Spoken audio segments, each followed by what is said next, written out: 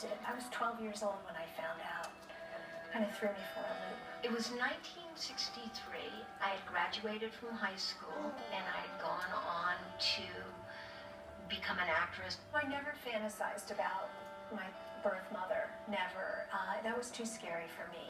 In those days, abortions were not allowed. But if you were in a mental hospital, you could have a therapeutic abortion.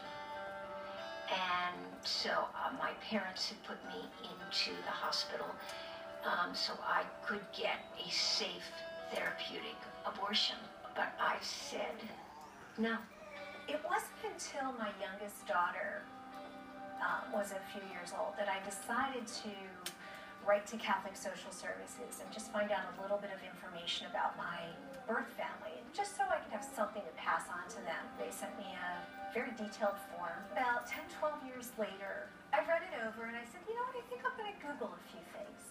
And so I Googled Writer, Pennsylvania, Mannix. And up comes a New York Times obituary for a Daniel Pratt Mannix. It said he left behind a daughter named Julie. So I decided to Google Julie Mannix.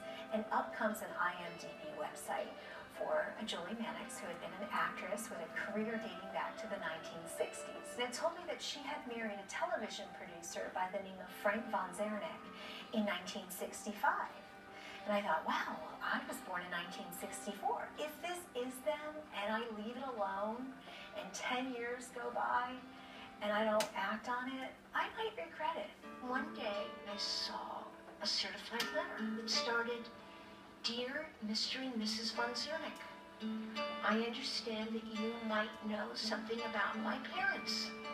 I couldn't breathe. I just screamed. We went to the phone and we called her. And it was so strange because her voice, when she answered hello, was my voice. I recognized my voice and her voice immediately. After I got done giving her a brief synopsis of my childhood, she paused, took in a breath, and said, well, I'm your mother. It was a moment that I thought would never be mine. It was a powerful moment.